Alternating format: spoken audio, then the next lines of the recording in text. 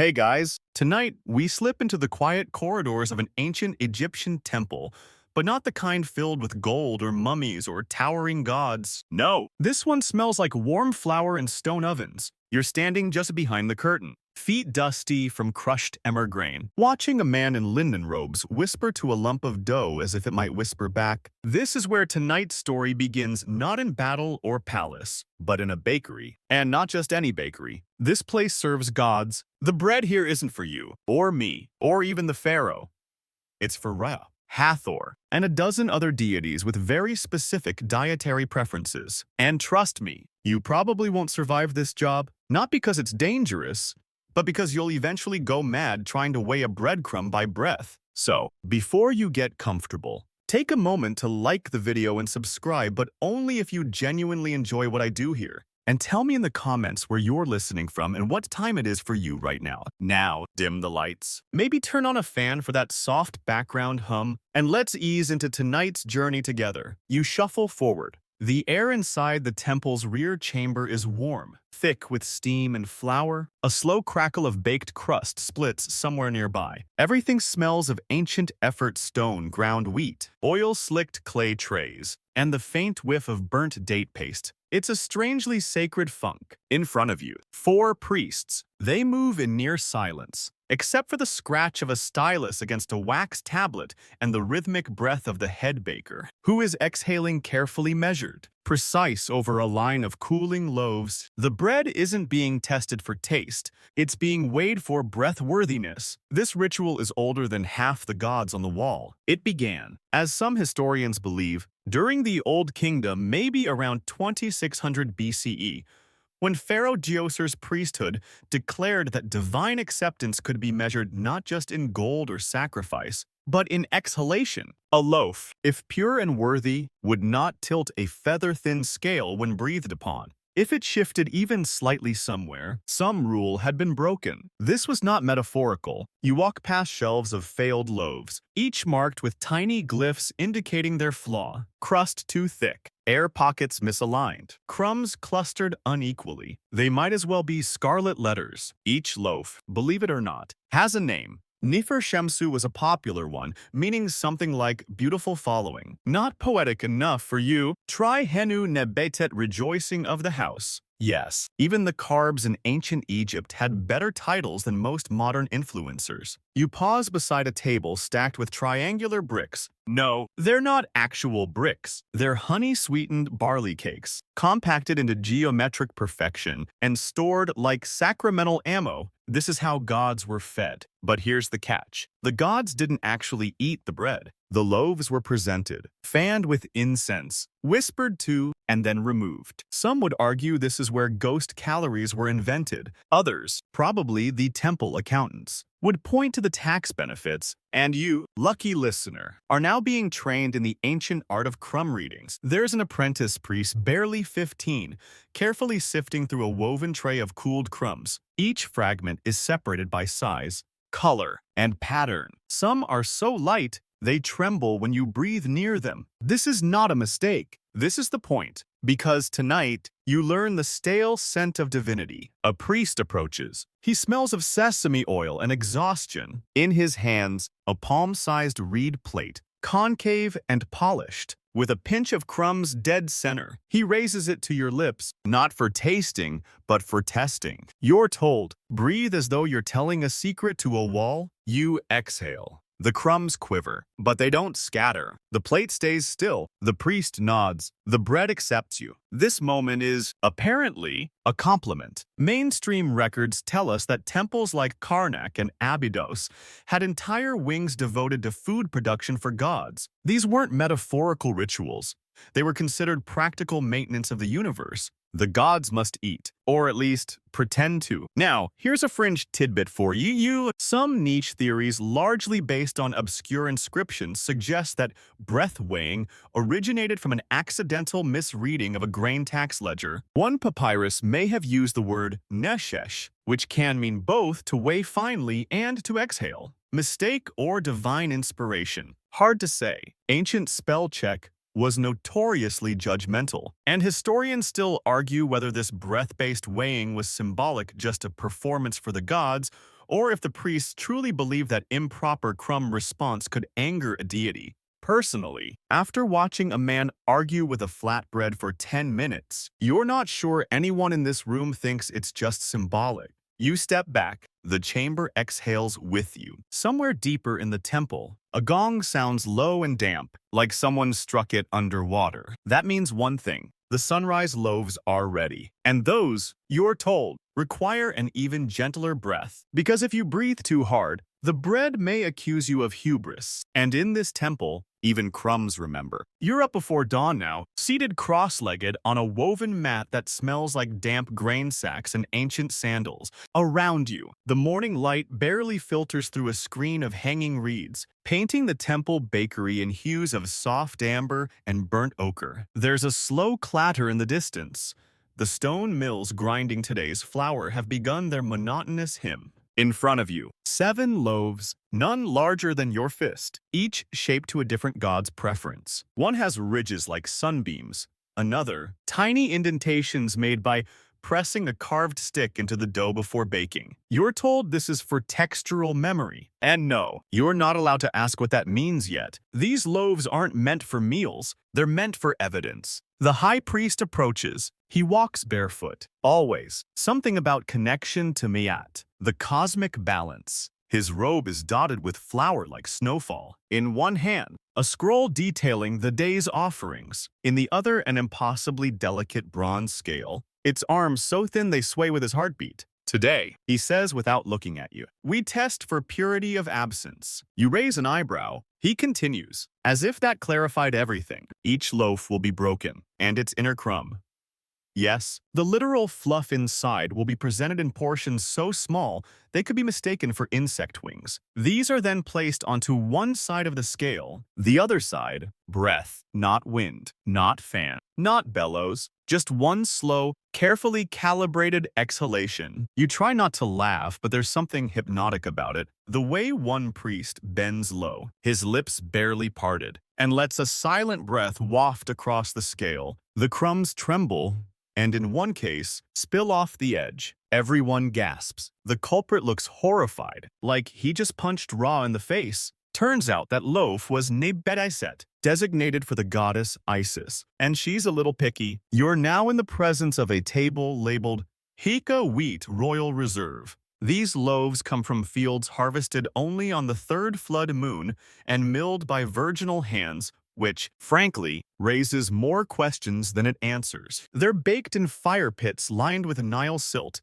and cooled on papyrus fans. Your job, watch, because today, one of these loaves will undergo Keset Shemsu, the trial of disintegration. It's a kind of divine quality check. If the bread crumbles too quickly when touched by breaths, it's considered unstable, unworthy. If it doesn't move at all, too dense, a balance must be struck. Kind of like your sleep schedule. A novice places a golden feather real ibis down on one side of the scale. On the other, a thumb-sized portion of the loaf's heart. He exhales, so gently you're not sure it even counts as breathing. The feather sways, the crumb holds. Everyone exhales in relief, even the gods. Presumably, there's an official logbook nearby, filled with symbols tracking each trial. Each entry has a different glyph combination. Wind, breath, weight, god, loaf type, lunar phase. The scribe in charge, a pale woman with ink-stained knuckles, uses a single hairbrush to record results. You ask her how long she's been doing this. She shrugs. 6 floods. You suspect she hasn't blinked since year 305. Now, here's the quirky part. Some priests used scented breath. Literally, they chew herbs fennel, mint, or occasionally lotus petals before performing the trial, believing it might please the gods more if the air smelled holy, or at least less like yesterday's onions. There's even a preserved temple wall etching found near Edfu that shows a priest leaning forward with blooming flowers spilling from his mouth toward a hovering loaf. Historians debate whether this was symbolic or just a particularly dramatic day in the bakery. And speaking of debates, scholars still argue whether these breath-weighing trials had anything to do with the famous weighing of the heart ceremony found in the Book of the Dead. Some insist the crumb ritual is a metaphorical parallel, measuring the soul or loaf against lightness. Others think that's a modern overread. and the priests were just incredibly picky bakers with control issues. Honestly, both seem plausible, but the truth remains. In this temple, a crumb is never just a crumb. You lean forward, eyeing a loaf marked tepi nefer, a rare designation given to bread made from first harvest grain, untouched by human hands until the moment of baking. How that's even possible, no one explains. You wonder briefly if teleportation was involved. The priest beside you motions for silence. He lifts a sliver of crumb, no larger than a fingernail crescent, and places it onto the center of a reed mat. You're asked to breathe. Soft, he whispers, like fog climbing reeds. You do. The crumb curls slightly. He nods. That means it passed. You've just breathed approval onto something baked. 200 years ago. Or at least, that's what it feels like. By now, your nose is coated in flour dust. You smell like an unsweetened pastry, and your lungs feel oddly trained, like you've spent the last few hours learning how not to breathe too hard in the presence of divinity. Congratulations! You are now qualified to ruin sacred bread with nothing but your enthusiasm. You step into the inner chamber, where the walls sweat with steam and the floor is powdered with forgotten rituals. It's hotter here, something about the way the sandstone traps breath, both human and holy. Your sandals stick faintly as you walk. This is where they keep the Netcher loaves offerings, specifically prepared for morning sun rituals. They aren't made of just wheat or barley. No, these breads are blended with what's known as god dust. Relax. It's not divine dandruff. It's a sacred mixture of crushed lotus stamen, finely sifted date ash, and some claim a trace of mummified honeycomb, long since fossilized and ground into a scentless powder. You wouldn't eat it, but Ra might. Each loaf is shaped with symbols of the rising sun spirals, arcs, little glyphs representing dawn. You're told each mark must be hand-pressed with a stick made from fig tree woods, cut only during a lunar eclipse and never reused. Now, you're probably wondering why so much effort for a loaf that no one eats. Because, in the words of one extremely tired priest, if the gods are real, we feed them. If the gods are not, we remember them. Either way, the bread must rise. That priest is currently crouched over a set of loaves with a brass tube pressed to his lips. You ask what he's doing. Testing the resilience. He replies between puffs. Apparently, this part of the ritual involves a controlled burst of breath measured against a reed dial to see whether the loaf can withstand the equivalent of a gentle sneeze. It's called the Sa Netcher, or glory of the breath. And yes, there are records of loaves failing this test and being ceremonially drowned in milk. One even had a tiny stone tablet tied around it reading, "Unworthy do not float." That loaf now sits in the temple's Hall of Failed Offerings. You're not kidding. There's an actual shelf for divine bakery rejects, lined like little bread tombs, each with a story and a warning. It gets weirder. There's a carved stone plaque mounted on the far wall, showing a detailed courtroom scene. A man stands before Osiris, not holding a scroll or an amulet, but a crumb. That's right, a single crumb. The scales of justice beside him are not measuring his heart. They're measuring his last offering. This is no metaphor, at least not in this temple. You see, in the later dynasties, especially during the Ramesside period, there was a growing belief among certain priesthoods that what you offered at death determined your entry into the field of reeds. And it wasn't enough to bring an offering. It had to be measured, balanced, breathed upon. This gave rise to a kind of spiritual economy of baking. Some nobles kept professional breathers on retainer priests trained to test bread for years to ensure the loaves met divine breath standards. There's even a recorded scandal where one of these breathers of Maishet was accused of accepting bribes in the form of fig wine and linen to let substandard loaves pass the test. He was reassigned to latrine purification duty, which, in case you're wondering, involved a lot of sand, zero dignity, and possibly a blindfold. Now, here's your quirky tidbit. Some temples believe the gods could smell a lie. Literally, if a loaf had been falsely labeled as pure but wasn't, it would develop a strange odor within 24 hours. This wasn't scientific. Of course, it was more like holy superstition crossed with early food safety. Still, stories spread of cursed bakeries that began to reek after one dishonest loaf passed the breath test. One scribe wrote, It was the stench of betrayal, sweet but rotten. And here comes the scholarly debate. Did these priests really think the gods cared about air movement and crumb texture? Or was this all a controlled method to manage corruption and maintain the hierarchy of temple power? Some say the breath test was a literal belief in divine sensory inspection. Others argue it was performance art, a way to visually demonstrate purity to illiterate worshippers and justify the priesthood's influence over the economy. After all, if you control the bread, you control the ritual. And if you control the ritual, you control who's saved. You stand before one final loaf, a deep brown disc wrapped in gold-threaded linen. It's labeled Duat Passage, reserved only for those entering death rites. You're told it has to be tested 3 times by 3 different priests, each from a different district. You ask what happens if it fails all 3. The response is whispered.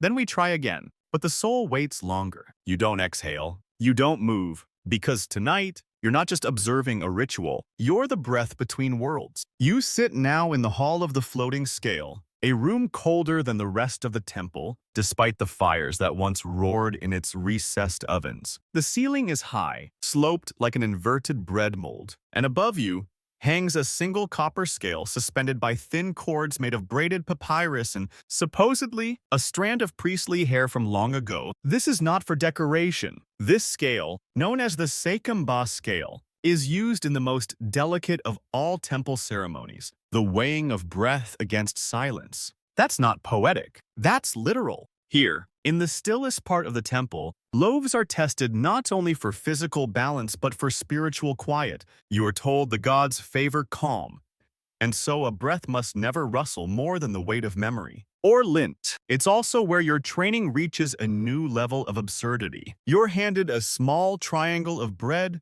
honey dark, speckled with black cumin, and still warm at the center. It's called per niter, the house bread, baked for use only within temple walls and never allowed beyond the sacred perimeter. Beside you, a priest kneels in absolute stillness. His task is to breathe onto a single crumb, placed on the scale's left pan, and record whether it moves only once, twice, or not at all. You think this sounds ridiculous? And then you watch the scale move. 1, 2, sway. The crumb shivers, tilts, then settles. The priest nods solemnly and marks the parchment. 2, he says, as if reporting a celestial tremor. You look again, the crumb is gone. Either it disintegrated or ascended. This, apparently, is the sign of acceptance. Here's your historical grounding. The ancient Egyptians took balance very seriously. The goddess Ma'at didn't just represent truth or justice. She was the actual force that kept the universe from slipping into chaos. Temples were laid out symmetrically, offerings measured with obsessive precision, and even architecture was designed around harmony. So it shouldn't surprise you that something as minuscule as a crumb's reaction to breath could symbolize cosmic alignment. Still, the specificity of this ritual, measuring the movement of something smaller than a beetle's eyelash, feels uniquely Egyptian in its patience. And, honestly, a little bit hilarious. You glance at the next loaf. It's marked with a glyph that roughly translates to "not for mouths." Comforting. A boy no older than 10 brings a clay bowl of water to the center of the room. He places it on a pedestal beneath the scale. You ask what it's for. The reflection, he says, and then adds mysteriously, some truths are seen only upside down, which is exactly the kind of cryptic thing people say in places where you're not allowed to raise your voice. The reflection, as it turns out, is important. As the crumb reacts to breath, the bowl captures the scale's movement from below, casting shadows across the water's surface. The scribe watches those ripples instead of the crumb directly. They believe this reveals a truer response, unmarred by visual bias. It's like divine second-hand footage. You exhale toward your own crumb now, not too hard, not too shallow, just enough. The scale tilts half a breath's worth. The bowl ripples once. The scribe mutters, a good sign. Now, here's a fringe fact for the trivia pile. A few recovered texts, rare, mostly from the Delta region, reference a group called the Breathers of the Windless Hour. This wasn't a metaphorical cult. It was a literal priesthood trained to hold their breath for long durations, speak without airflow, and weigh sacred loaves without breathing at all. How? Through a reed tube system held in the nostrils, directing breath downward through water jars instead of onto the crumb. A bit much. Sure, but it's Egypt, and historians still argue whether this group was ever officially sanctioned or just a rogue circle of overly enthusiastic monks with too much time and too little oxygen. Back in the room, you're asked to perform the ritual alone. The crumb you're given is old, not stale, just ancient. It was once part of a ceremonial loaf offered at a royal funeral over 70 years ago, preserved, cataloged, and now brought out for anniversary rites. You hold it with reverence. Then you breathe,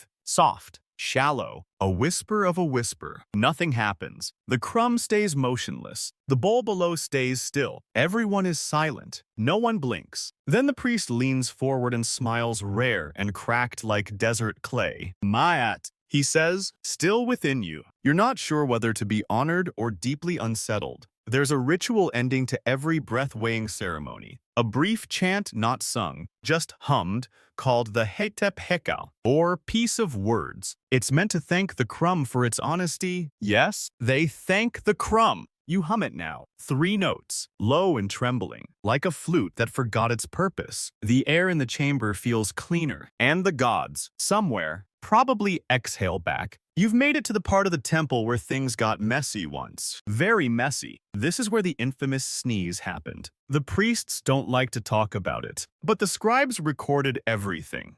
Scribes always record everything. So of course, there's an entire clay tablet chronicling the day a novice priest sneezed during the breath-weighing ceremony of year 311. The tablet refers to him only as he who disturbed the balance, which feels both deeply ominous and a little unfair. The poor guy had a cold, probably from sleeping too close to the Nile mists or inhaling too much flour dust. Either way, his nose didn't care for divine protocol. The ceremony had been going perfectly. The high loaf of Osiris, soaked in lotus oil and dusted with solar ash, had passed its first 2 breath tests. It was down to the final priest, a young man barely 17, trembling with anticipation and eucalyptus. He leaned in, ready to exhale.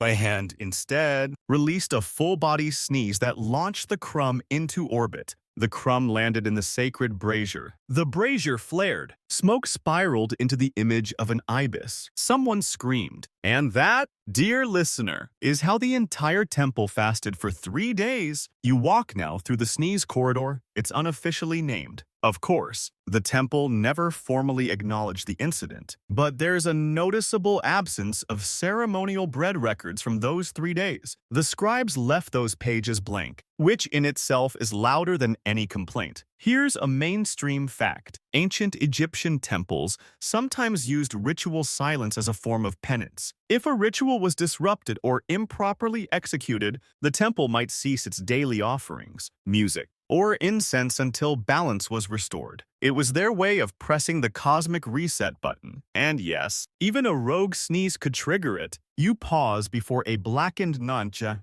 in the wall where the brazier once stood. It's been replaced now with a simple reed mat and a statue of the goddess Serket, protector against venom and, apparently, unexpected nasal expulsions. The air here is heavy, but not with incense. It's the weight of caution. You're told that since the incident, all breath testers are required to chew a specific blend of marshreed and rivermint before any ceremony believed to suppress unwanted expulsions. Historians still debate whether this was effective. One particularly cynical academic even wrote, "If bad breath offends the gods, perhaps sneezes are just divine jokes poorly received." Quirky side fact. After the incident, the priest began storing backup crumbs in tiny reed capsules known as nebhenu, or resting seeds. These were kept behind a curtain and only used if the primary crumb was destroyed, sort of like a spiritual understudy. You're led now to the crumb reserve. A low, cool chamber filled with meticulously labeled boxes. Each box contains preserved crumbs from loaves past some hundreds of years old. They're stored in mineral-rich sand and sealed with beeswax, which creates a slightly sweet, earthy scent as you walk through. A scribe stops you and lifts the lid off one container. Inside, A single crumb, smaller than a fingernail sliver, rests atop folded linen. Its label, Year 203, Festival of Bastet, Second Sun Loaf. Breath tested twice. Approved once. The scribe whispers. It failed the third time. You ask why they kept it. He shrugs. It's still part of the memory. That's the thing. In this world, failure isn't discarded. It's documented, stored, honored in its own quiet way. You sit on a reed stool now, and you're given the chance to breathe on a crumb again. This time, you're warned. Breathe with presence, not pressure. Think of the breath not as wind, but as suggestion. You exhale slowly. The crumb lifts just slightly and lands again, facing a different direction. The scribe beams. She heard you, he says. You're not sure who she is. Maybe Bastet, maybe the crumb. Either way, it seems you've passed. And for that moment, you feel lighter than air. You're sitting now in the scribe's alcove, cool, shadowed, and thick, with the scent of reed ink and worn leather bindings. The walls are lined with scroll cubbies, each labeled with tiny clay seals pressed with loaf-shaped glyphs. You assumed these were storage records. You were wrong. They're crumb logs. Every breath-weighed loaf has a written companion, a stylus-etched note on when it was baked, how it was shaped, who weighed it, which gods it was offered to, how many breaths it endured, and most haunting of all, how it responded. That last part is poetic by law. Responses like held firm as a falcon's wing, danced like morning mist, or resisted, then submitted. You open one scroll. Its edges crackle. It's from year 286. During the eclipse rites, a note in the margin catches your eye. Loaf 47 breathed back. The scribe beside you sees your expression. Yes, he murmurs. Some loaves. Answer, you're not sure whether to be intrigued or deeply unnerved. Here's your mainstream historical anchor. Egyptian scribes weren't just glorified note-takers. They were temple engineers, ritual monitors, even judicial recorders. Some held the title of Seshemu Netdir, or scribe of the god's breath. Their job was to log not just what was done, but what was felt. That includes everything from the humidity of the baking chamber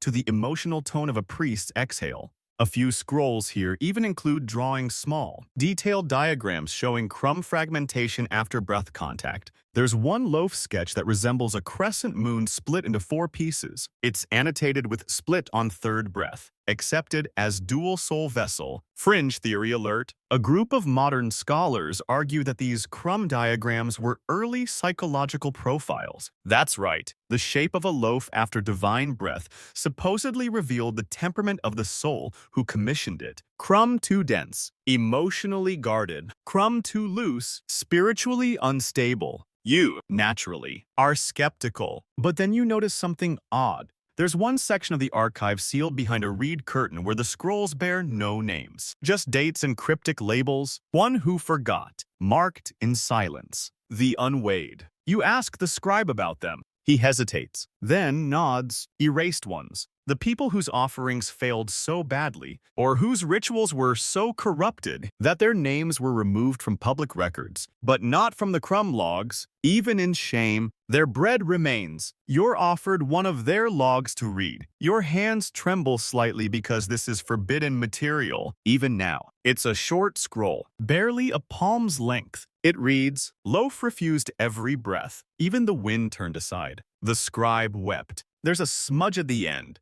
Likely tear or sweat, or both. You sit back, because suddenly, this isn't about bread anymore. This is about memory, remembrance, the thin boundary between being known and being forgotten. One more oddity. In the corner of the scribe's desk sits a wooden box carved with the symbol for breaths. Inside, a handful of broken styluses, each wrapped in faded linen. These, you're told, are the writing tools of scribes who died during the ritual years. Their pens are buried symbolically, retired like worn-out sandals. Words are breath, the scribe says softly, and breath is life. You nod. You feel it now. This isn't a joke. This is a system of belief so intricate that even failed crumbs, broken pens, and smudged margins carry weight. And historians still debate whether the removal of names from temple scrolls was purely punitive or if it was intended to allow the soul a fresh start in the next life. Unburdened by its previous missteps, you prefer that version. You close the scroll. You breathe, not for balance this time, but for memory. By now, you don't even think about it before exhaling slowly. You've been trained soft lips, relaxed chest, a gentle breath as if coaxing a flame instead of extinguishing it. The crumb isn't your target anymore. It's your reflection. And in this next room, you learn what happens when breath decides the fate of a soul. You enter the duat chamber. No, not the actual afterlife, but a room built to mimic it, its walls painted with the curling waves of Nun, the primordial waters, and the judgment hall of Osiris, rendered in chalky blue and black. The air is cool and still, the kind of stillness that feels like it's listening. This is where judgment loaves were tested. They weren't made daily only for funerals, and only for the wealthy or well-connected. The idea was simple. A loaf would be placed on a sacred scale alongside a feather from Ma'at. Then the officiating priest, usually the one who knew the deceased best, would breathe.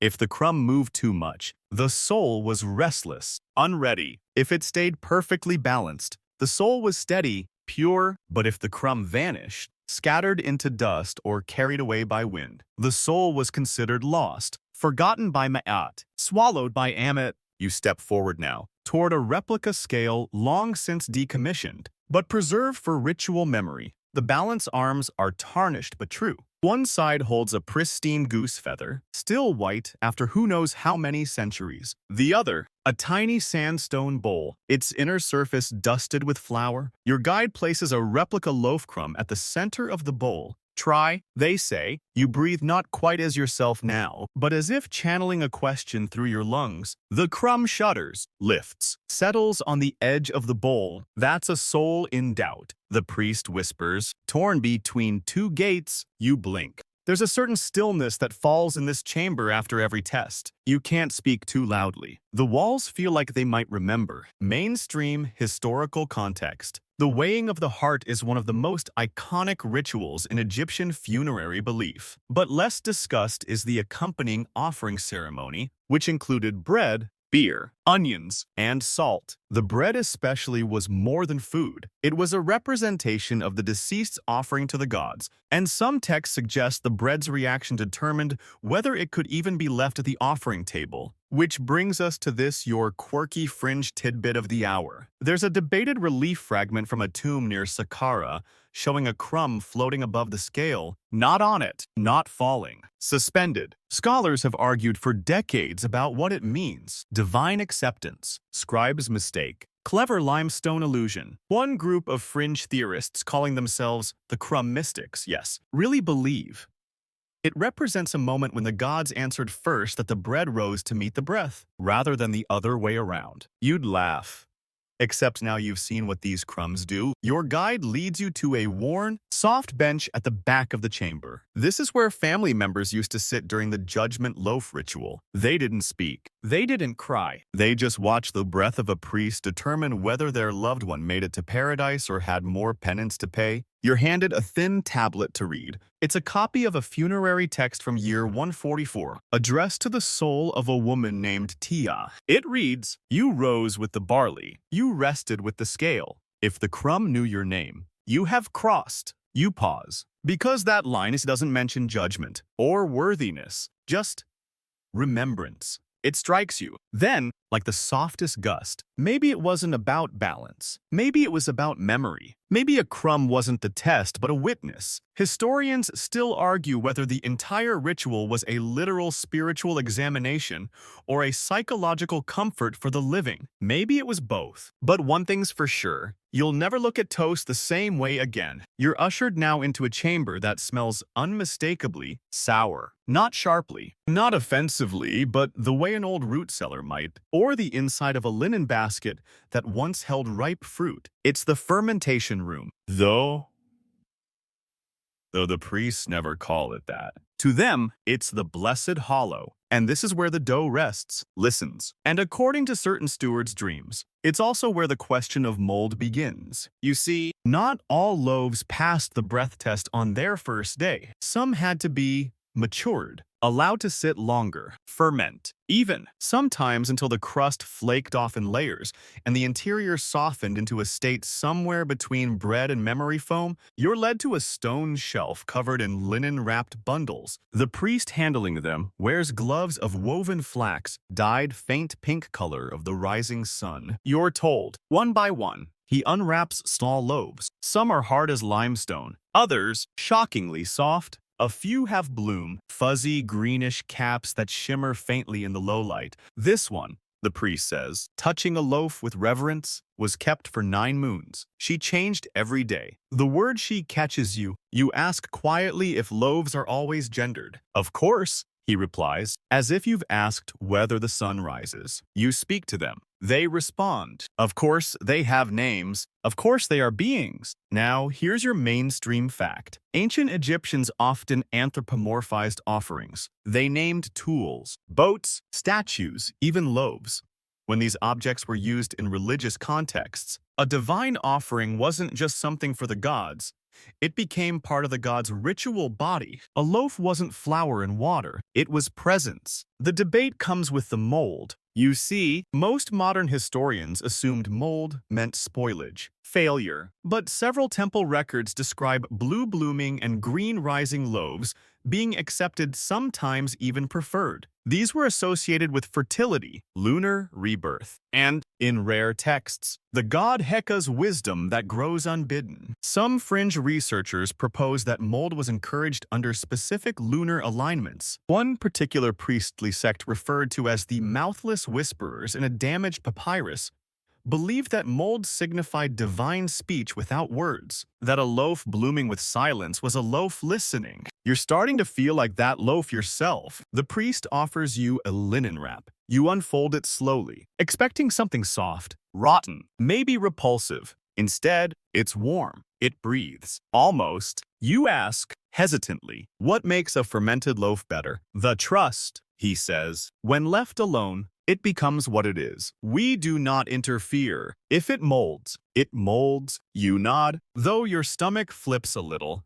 you're guided now toward the testing scale in this room. It's a simple plank suspended by oiled ropes, balanced between 2 carved bricks. Instead of metal pans, there are reed mats on each side, softened with palm oil to keep the crumbs from sticking. You're given a piece of a listening loaf. It's older than you, probably older than your modern calendar. You place it carefully. Then without instruction you breathe. It does not move. But on the bowl of water below, you see ripples, just one. Your priest smiles and says nothing, which somehow says everything. Quirky fact of the hour. In a set of notes found near Aswan, a novice priest once tried to speed up the listening process by burying loaves near frog ponds. He believed the humidity would accelerate fermentation and divine energy. What he got, instead, was a plague of mold gnats and several very angry elders. His punishment, he had to recite breath rituals to 300 spoiled loaves without blinking. Historians still argue whether fermentation was seen as a form of decay or transformation. Some say mold was tolerated only when intentional. Others argue it symbolized life from death,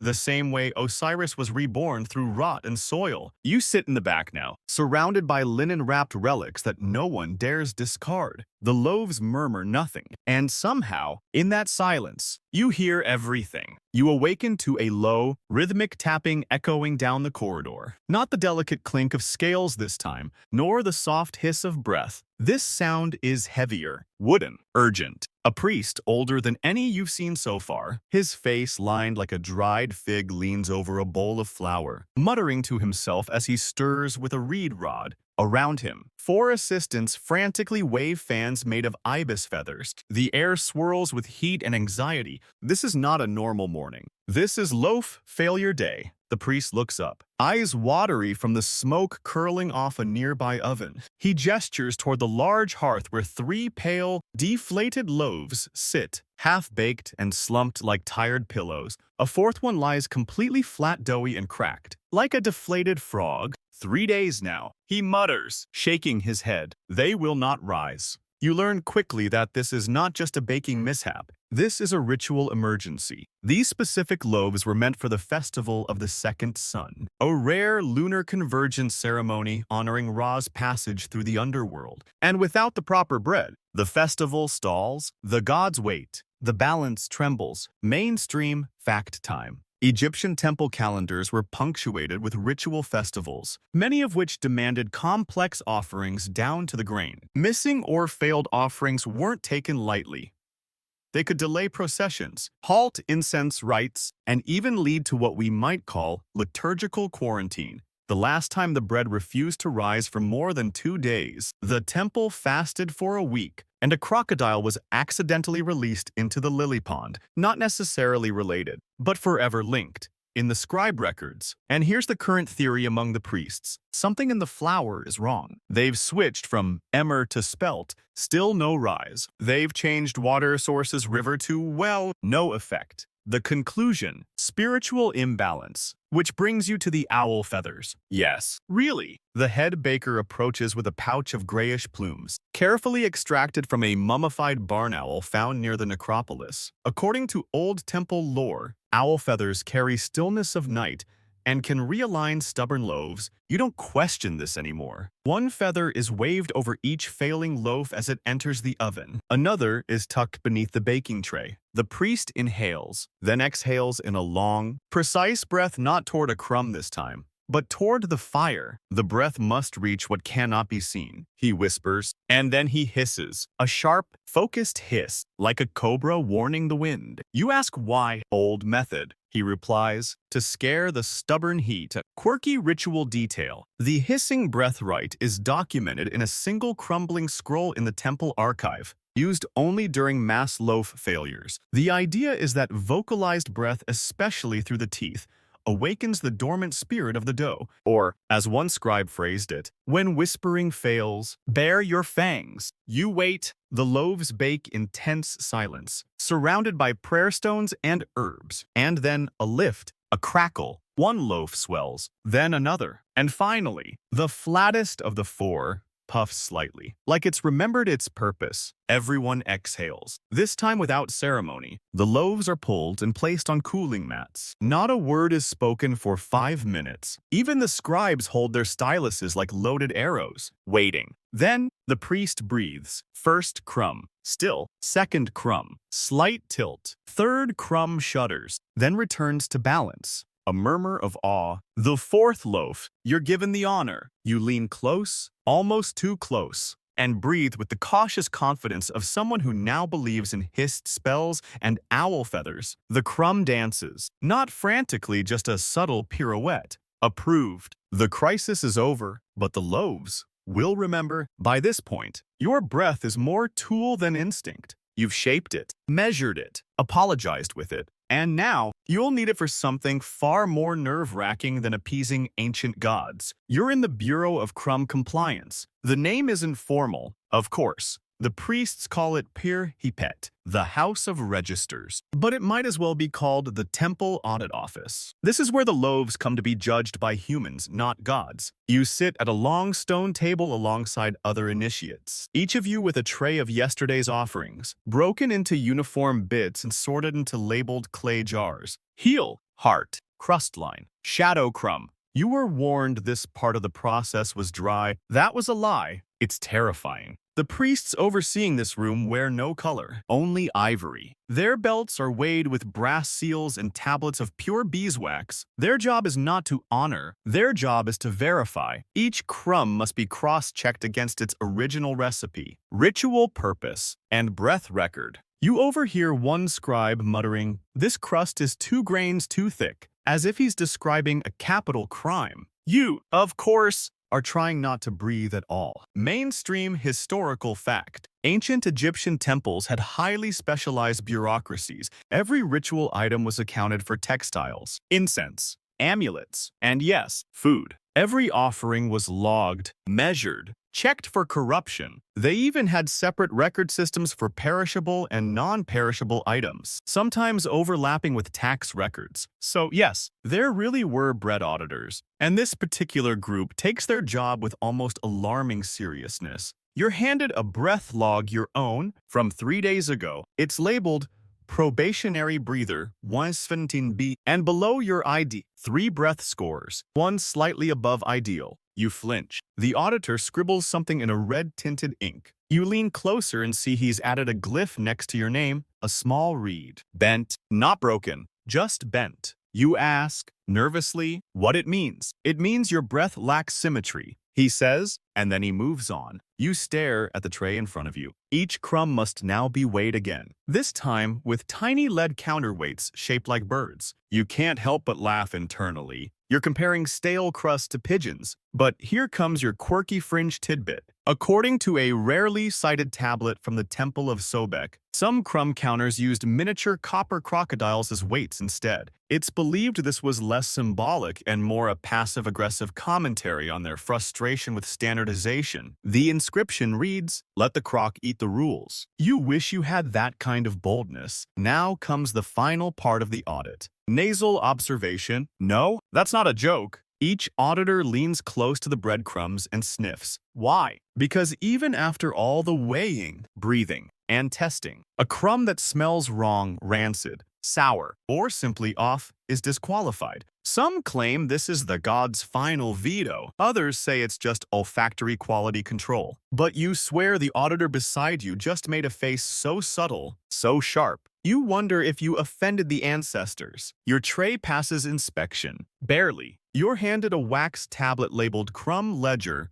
58R. Acceptable with reservation. Still, you passed. You exhale. Not ceremonially, just out of habit, and the priest beside you jolts. Careful, he says. That breath is logged too. You freeze, then laugh, then stop laughing because no one else is. Historians still debate whether this level of scrutiny was meant to maintain religious integrity or simply assert institutional control. Was all this about pleasing gods or policing priests? It doesn't really matter. Because in the Bureau of Crumb Compliance, perception is truth. You stand, bow, and take your ledger. One more room awaits. And the bread is watching. You're not sure if it's fear or reverence that keeps your steps so quiet. The corridor to the final weighing chamber is narrow, lined with oil lamps that flicker like the last breaths of sleeping gods. You walk alone.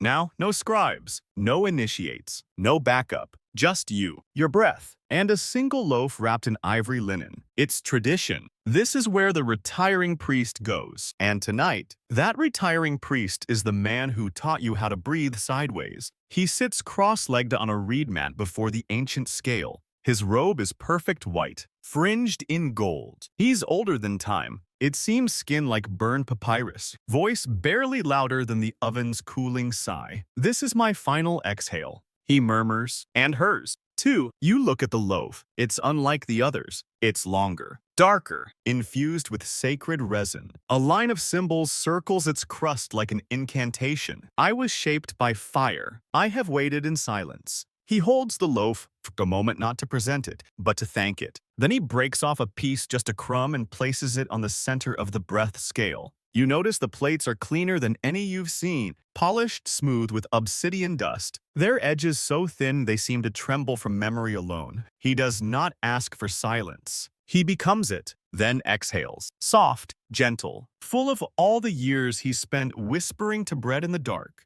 The crumb lifts, turns once, and rests on the other side. Accepted. No one claps. No one speaks. He smiles faintly and says, I gave her my last truth. You sit beside him. He tells you stories.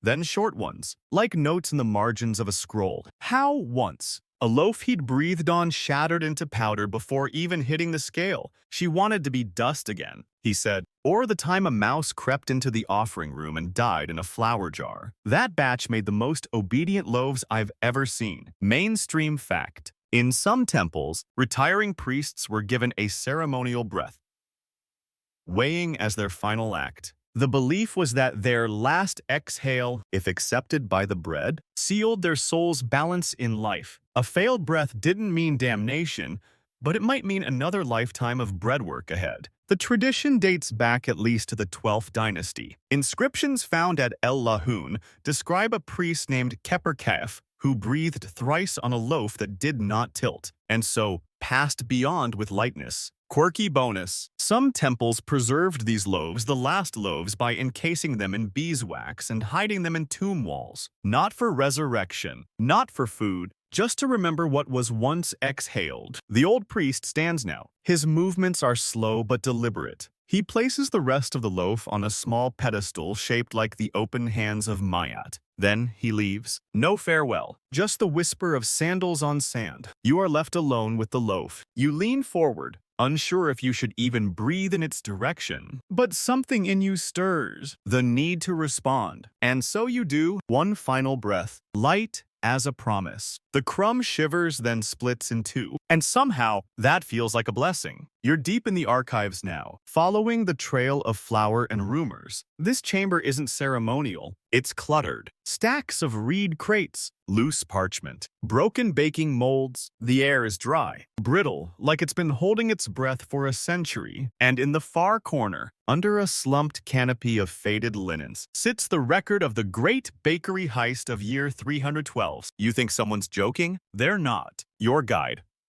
A younger priest with ink-smudged fingers and the gleam of gossip in his eye grins as he unrolls a parchment 3 arms wide. Everyone thinks the gods are only offended by lies, he says, but they hate accounting errors. This particular error, a full shipment of wheat designated for divine loaves, vanished overnight, gone. Poof! No crumbs, no tracks, no explanation. And the only witness, a mule, a phantom mule. To be precise, the temple report written in official script with unusually sassy margins states, "We questioned the mule. She answered with silence. The silence was suspicious. That's not even the strangest part. A few loaves were baked from replacement grain the next day. And when they underwent breath testing, every single one leapt from the scale. Some even rolled off the mats. One hit a novice in the shin. The scribe described it as unprovoked crumb aggression. Naturally, the audit began. Mainstream historical fact. Ancient Egyptian temples weren't just places of worship.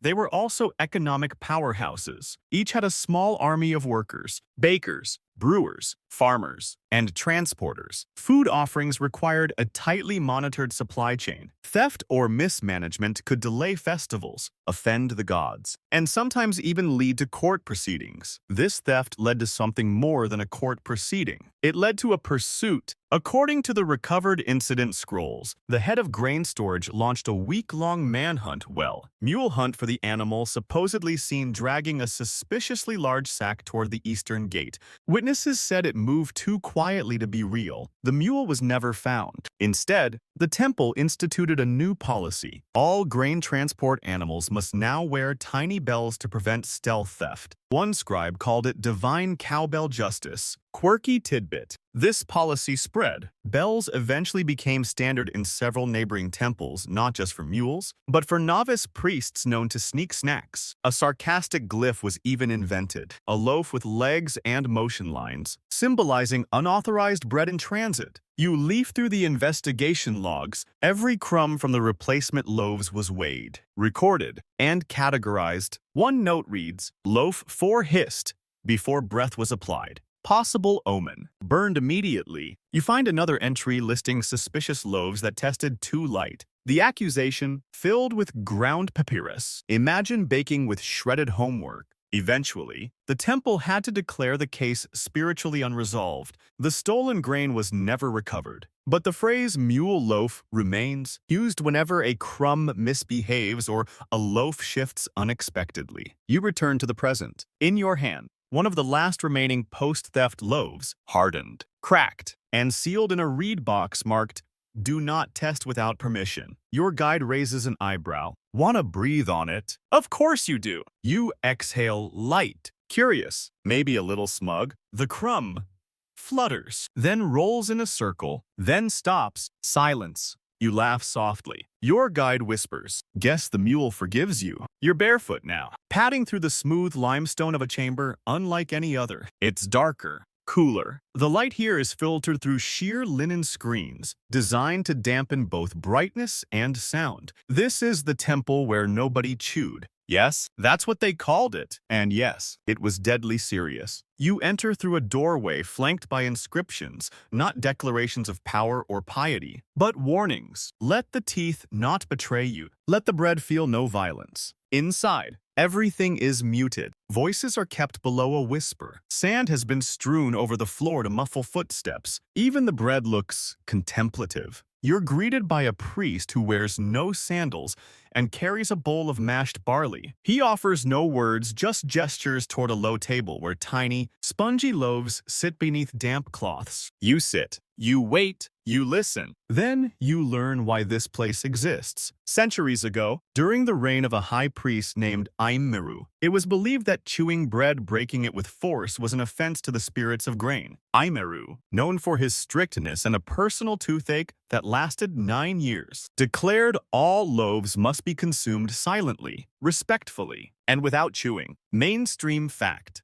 There's historical evidence that certain temples employed strict dietary rules, including fasting, grain-specific diets, and yes, enforced silence. A few ritual texts explicitly state, "He who cracks bread before the god brings noise into the offering." So in this temple, bread was softened with palm wine or honey water, mashed with fingers or wooden paddles, and swallowed whole like sacramental jelly. You try it. The texture is strange, a little like eating a sponge soaked in tea, but oddly calming. It forces patience. You watch the others. Some close their eyes, others hum softly, not songs, but low vibrations meant to welcome the loaf gently. You're handed a special crumb now, not for eating, but for testing. It's from a moist bread, designed never to resist breath, only respond to it with surrender. You exhale. It ripples like a wet leaf. Accepted. Now, here's your quirky tidbit. Violating the no chewing rule wasn't just frowned upon.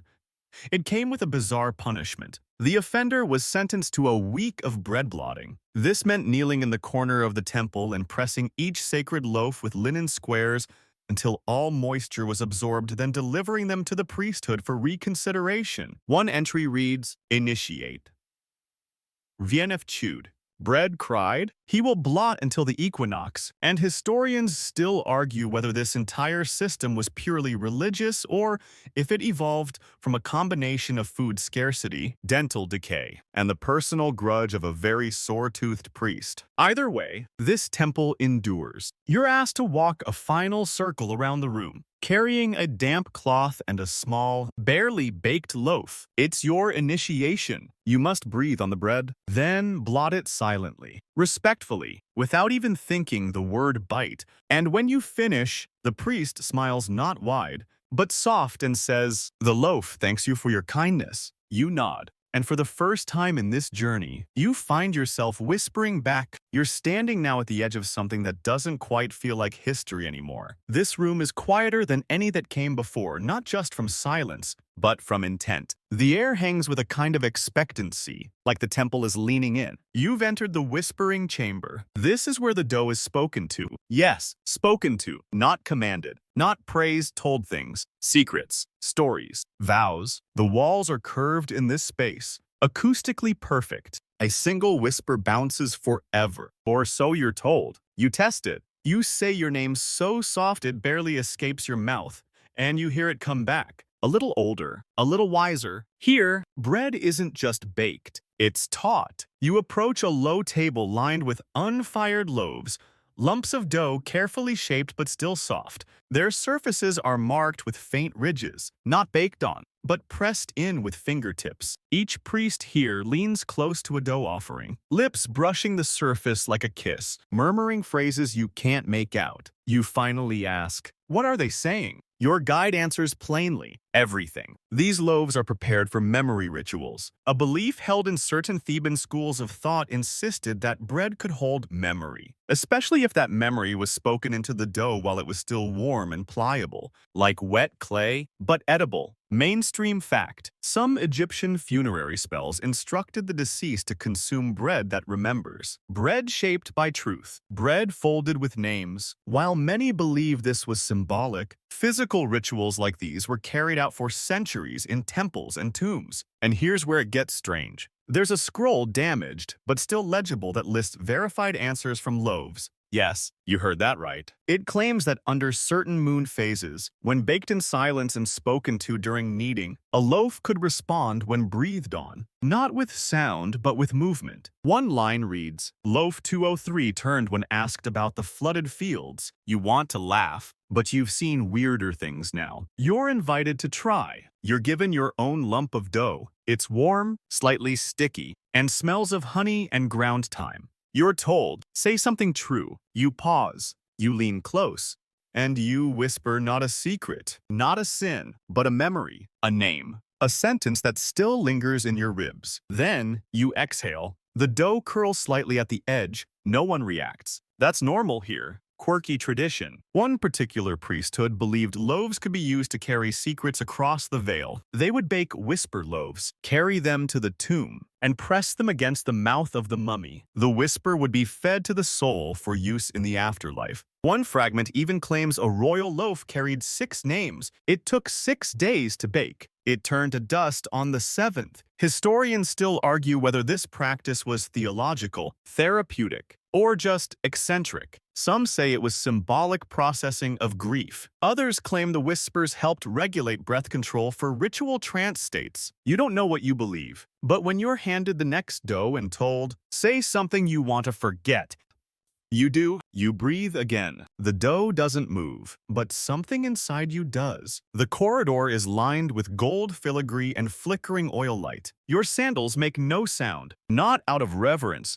Your feet have learned silence by practice now. You've passed through breath, through crumb, through memory, mold, and misstep. And now, here it is, the final breath test of the king's loaf. You enter the solar hall, the largest room in the temple, open to the sky. The stars peer down through a lattice of sculpted stone. A dais stands in the center, carved with solar rays and surrounded by shallow water channels reflecting every flame, every motion, like a flickering mirror. On the dais rests a single loaf, wrapped in 9 layers of linen, sealed with a wax imprint shaped like a double crown. The loaf is round, dark, and polished almost obsidian in color. It's infused with oils, crushed pomegranate rind, and according to the priest beside you, the dust of 3 ancestral temples. This loaf is not for offering. It is for coronation, mainstream, historical anchor. In certain temples, especially during the late period, there's record of a coronation loaf ritual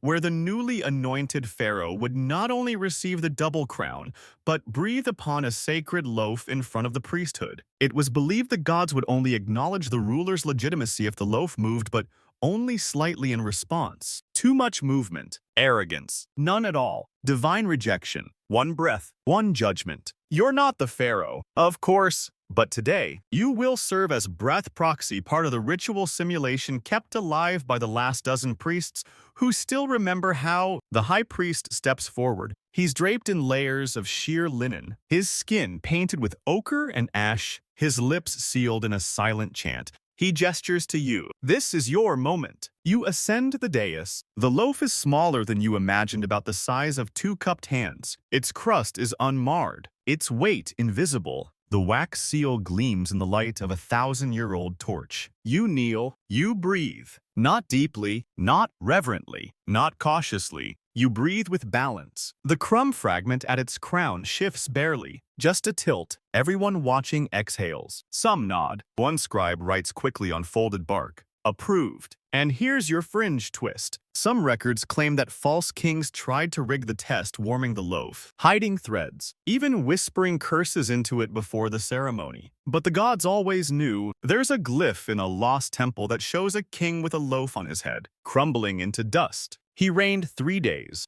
You sit back now, next to the high priest. He whispers, the breath is the oath, the loaf is the witness. You realize he's not just talking about kings. He's talking about everyone who's ever stepped into this temple, thinking breath was light and crumbs were meaningless. You know better now. And then, the lamps dim. The priests retreat. The bread is left on its pedestal, still warm, still listening. You're lying down now on a reed mat in the cooling air. The oil scent lingers in your clothes, and the weight of all those breath tests sinks into your bones. Not heavy, but grounding. Somewhere in the distance, an oven sighs as it cools. You hear a reed flute begin to play not a song, but a tone, a lull, a ribbon of sound to escort you from sacred halls to simpler thoughts. You remember the crumbs that danced, the ones that split, the ones that stayed still, like quiet stars in a sky too old to explain. Your breath slows, and for once, no one is watching it. No gods to test, no scribes to record. Just you. The floor beneath you is warm, the ceiling endless. You imagine a loaf rising somewhere, not for a ritual, not for a king, but just because the yeast felt like stretching. And in that thought, your eyes begin to close. Not because you are tired, but because the bread is resting too. And sleep is just the final whisper of the day. Good night.